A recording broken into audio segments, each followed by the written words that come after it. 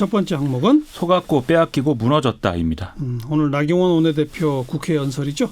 그렇습니다. 오늘 국회 교섭단체 대표 연설 두 번째 날인데 나경원 원내대표가 단상에 올라서 연설을 했습니다.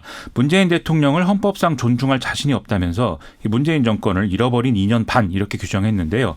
그러면서 국민은 이 정권의 거짓말에 속아서 계속해서 빼앗기고 잃어버려야 했고 나라가 무너지는 것을 바라봐야만 했던 암흑의 시간이었다 이렇게 얘기를 했습니다. 그 외에 기만, 박탈, 파괴 이런 단어도 나왔고요.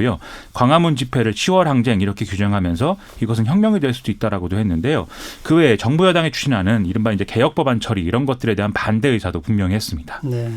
대안도 제시했나요?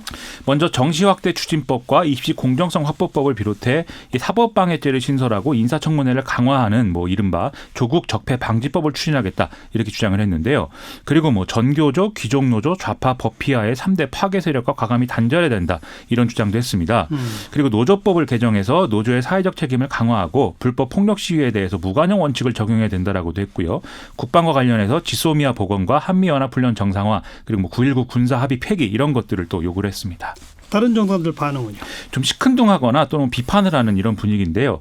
일단 더불어민주당은 자유한국당이 이인영 원내대표의 연설에 대해서 야당 탓만 한다고 하더니 나경원 대표 연설은 여당 탓만 했다 이렇게 평가를 했습니다. 그리고 바른미래당의 경우에는 문재인 정권 실정에 대한 비판에 공감한다면서도 타협의 정치를 위해서 노력해야 된다라는 이 논평을 냈는데요. 특히 오신환 원내대표의 경우에는 기자들에게 이 연설이 좀 무딘 칼 같다 이렇게 논평하기도 했습니다. 예. 정의당은 이런 제1야당의 존재는 국민에게 자산이 아니라 큰 짐일 뿐이다 라면서 공정을 말하기 전에 나경원 원내대표의 딸 입시 문제나 김성태 의원의 딸 부정채용 문제 등에 대해서 입장을 밝혀라 이렇게 꼬집기도 했습니다.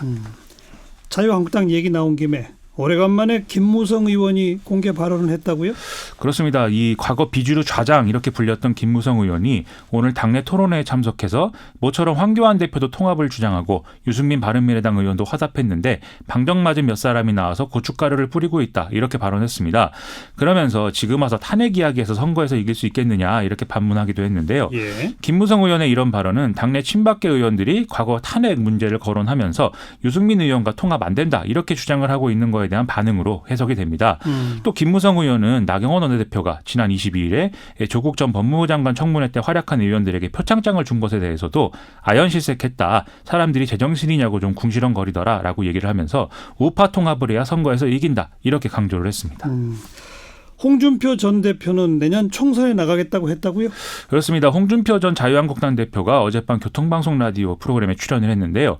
내년에 총선이 있으니까 장내로 들어가서 마지막으로 인생을 정리하는 정치를 해보려고 한다라면서 이 21대 총선 출마 의사를 밝혔습니다. 홍준표 전 대표는 지난 8월에 경남 창녕 하만보 해체 반대 국민 걸기대회에 참석하기도 했는데요. 고향이 경남 창녕이기 때문에 여기서 출마를 하라는 거 아니냐 이런 관측이 나오고 있습니다. 자유한국당 관련 소식 쭉 정리해봤네요. 시사위기 두 번째 항목은 거물들의 수원 회동입니다. 거물 누구요? 양정철 민주연구원장, 김경수 경남도지사, 이재명 경기도지사 이렇게 3명이 어제 수원 모초에서 만나서 3시간 동안 저녁을 같이 먹었다고 하는데요. 특별히 거물도 아니네요. 요즘 뉴스에 나오는 걸 보니까 이분들이 정말 큰 거물인 것 같습니다. 그래요? 이 자리는 이 양정철 민주연구원장이 경기도와 정책 협약을 진행을 하면서 이재명 도지사와 술 약속을 했던 거를 지키려고 만든 자리라고 하는데요. 예. 이 이재명 도지사와 경선을 했던 전해철 의원도 참석 예정이었지만 국회 일정이 늦어지면서 불참을 했다고 합니다.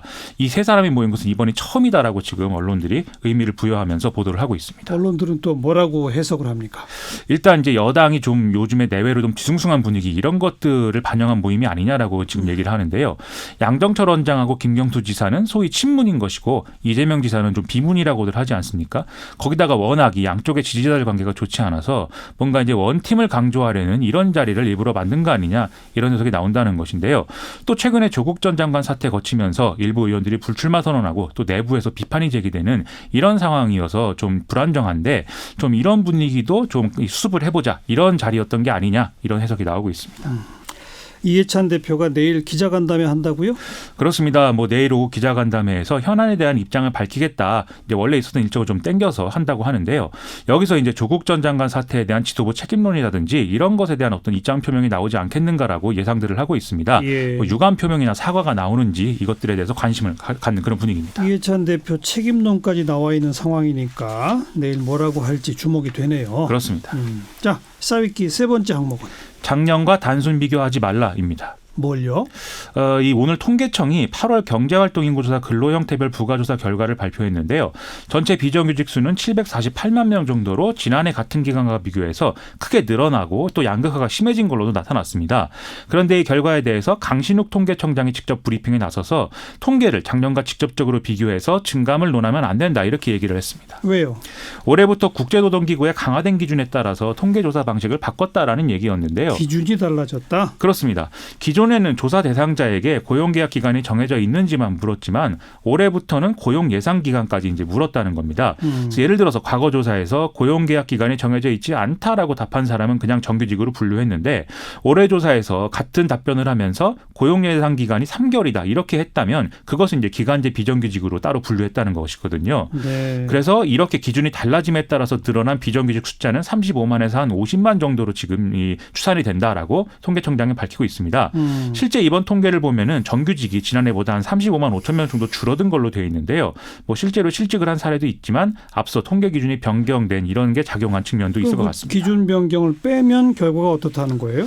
이 올해 8월 기준 1년 새 늘어난 비정규직 노동자가 86만 7천 명인데 지난해 8월까지 같은 기간 3만 6천 명이 늘었으니까 확실히 이제 많이 늘어난 것은 사실인데요. 예. 이 숫자에서 앞서의 이제 이 통계청장이 밝힌 35만에서 한 50만 정도 기준이 달라져서 이제 늘어난 부분을 빼도 비정규직 노동자는 그 전해에 비해서 35만에서 50만 정도가 늘어났다. 그러네요. 이렇게 볼 수가 있는 것이죠. 예. 일부 언론 보도에 따르면 OECD 기준으로 파악한 비정규직 규모 역시 올해 8월 기준 이 전년 대비 76만 명 정도가 늘어난 걸로 파악이 된다는데요. 이 기준으로 봐도 지난해 8월 달에 늘어난 비정규직은 11만 7천 명이었기 때문에 뭐 올해 특별히 급증한 거는 사실로 봐야 되겠습니다. 왜 올해 특별히 급증한 거예요? 이걸로 고용률 통계하고 비교하면 어느 정도 원인이 추론이 가능한데요. 이 정부 사업에 의해서 노인 단기 일자리가 늘어난 것, 그리고 외국인 관광객 증가에 따른 음식 숙박업 등의 아르바이트 증가, 그리고 초단기 근로자 증가 이런 것들이 원인일 것으로 추정이 됩니다. 이번에 공개된 통계에서도 비슷한 해석을 할 수 있는 대목이 있는데요. 비정규직 중에 60대 이상이 193만 8천 명으로 전체 한 4분의 1 이상으로 파악이 된다는 거거든요. 그리고 이 중 절반 이상이 일한 시간에 비례해서 임금을 받는 시간제 근로자로 나와 있는데 이 중 상당 부분은 정부의 재정 투입으로 만들어진 일자리였을 것으로 추정을 할 수가 있습니다. 네.